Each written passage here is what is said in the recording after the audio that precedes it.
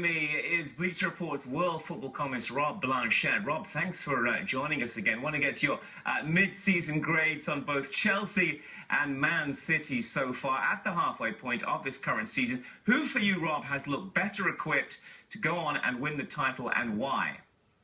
Hi, Patrick. Well, I think when you look at the two teams, both their records have been very similar this season. I think Chelsea have only got one more win than Manchester City. But when you compare the performances of the two sides, I think Chelsea have been far superior in their performances. And it really does feel like their best is still to come. City have scrapped for results at times and certainly lost that superior edge that they had last season.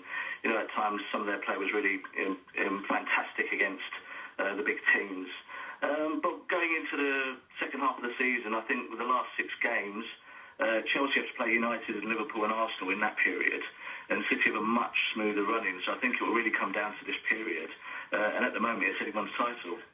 It really is, and as I say, a long way to go. We're still at the halfway point. In fact, not quite at the halfway point. We're going to be seeing that on Sunday. But I want to talk, really, I know we both follow Manchester United very closely indeed, Rob, but United under Van Gaal, under LVG, sitting in third right now. They're away to Spurs next up for them on Sunday. But try and put your finger on it for me. Why, how specifically is the Dutch manager managing to get the best out of his squad despite that huge list of injuries they've had this season? Well, Van Gaal must be applauded definitely for United's current position. I think when you look at the injury crisis that he's had, how he's managed that and brought the teams through has been fantastic. But I think the main thing that he's done is he's reignited United's spirit to fight for every point.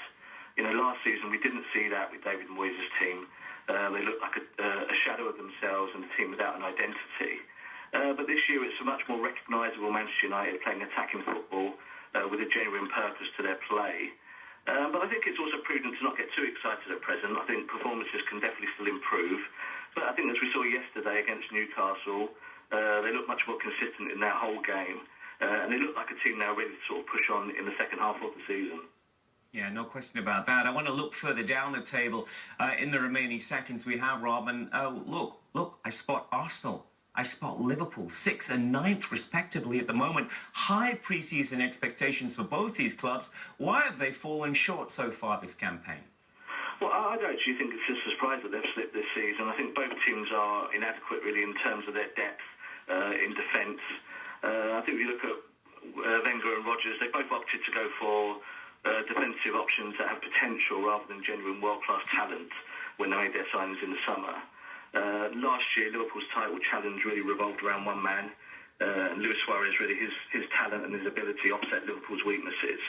And Arsenal, on the other hand, as well, they've always had a great attacking unit, a great midfield, but they've always had a sort of a compromised defensive steel in the last few years. But I think if you look at the two teams, I still think Arsenal will end up in the top 4.